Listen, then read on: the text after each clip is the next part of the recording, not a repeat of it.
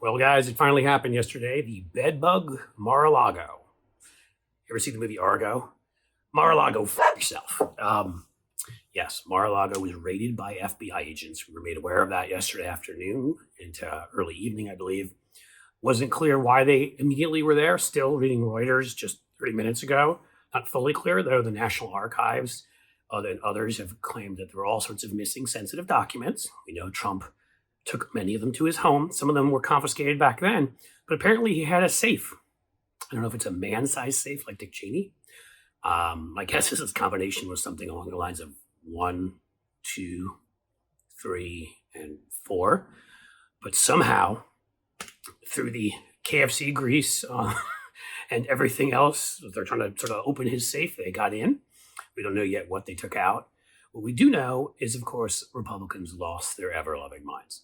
And it was expected, sadly, because even 20, 30 years ago, when the NRA and certain far-right members of the Republican Party began attacking federal officers, calling them jackbooted thugs, which G. Gordon Liddy of Nixon fame did on his show, and certain far-right elected officials, Jesse Helms and others, they were condemned. George H.W. Bush at the time quit the NRA because of what they had to say about friends of his who were serving in the ATF and in the Bureau of Land Management and other organizations. And then a guy named Timothy McVeigh, reading an NRA publication he'd left in his car, you may have heard of, involved in right-wing militias, the very same that tried to kidnap Gretchen Whitmer and attacked our Capitol and tried to overthrow our government on January 6th. Same type of people, same type of propaganda, same type of white nationalism. Blew up a building, the Alfred Marrow building in 1995 in Oklahoma City, killing 168, wounding another 680,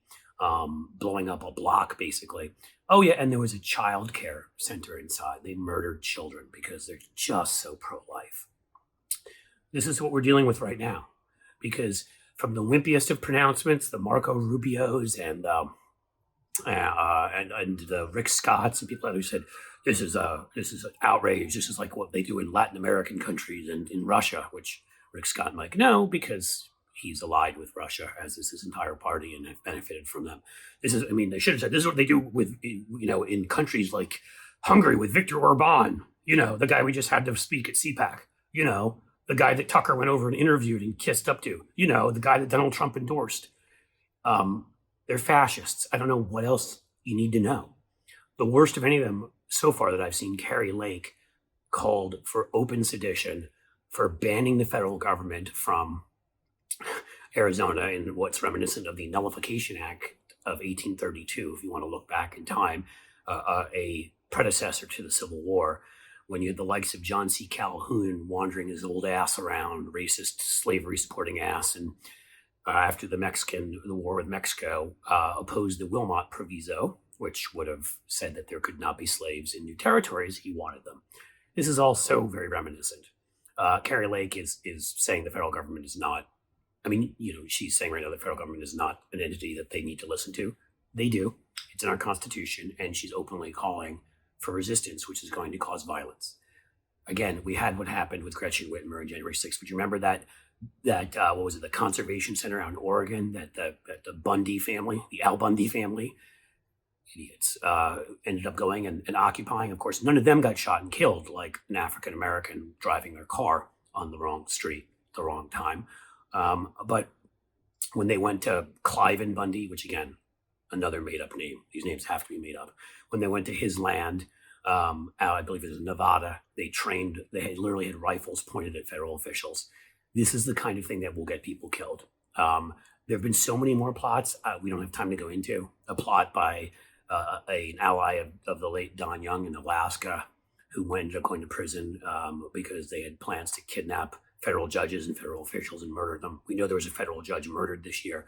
And a federal judge approved this warrant. This was a warrant. A federal judge approved it. There was probable cause, and the FBI went in and raided Mar-a-Lago. They probably, if there are any airborne STDs, they're probably now being tested for them. I'm sure they all have bed bugs, and maybe some sort of new form of silicon life that's climbed into their bodies about to burst out. We'll know more later, but what we know right now is this is the first big test, because Donald Trump is likely going to be indicted either in Georgia or in Washington or in New York. And we knew this day was going to come. And he hasn't been indicted yet, but this is the beginning of that kind of a process. And we're already seeing seditionists, secessionists, traitors, domestic terrorists on the right, because that's what Carrie Lake is.